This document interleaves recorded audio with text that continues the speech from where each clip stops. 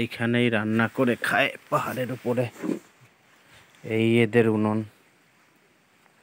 আবার এইখানেই মুরগি ডিমে পড়েছে, এইখানেই মুরগি।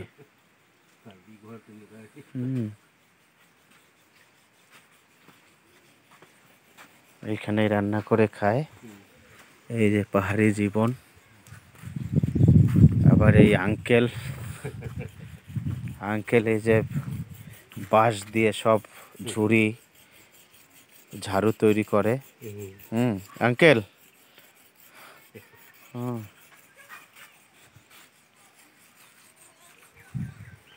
এই যে পাহাড়ের উপর থেকে সব এই ঝাড়ু কেটে নিয়ে আসে, এই এদের রোজগার। এইসব ঝাড়ু সব এখান থেকে কিনে নিয়ে বাইরে ট্রান্সফার হয়।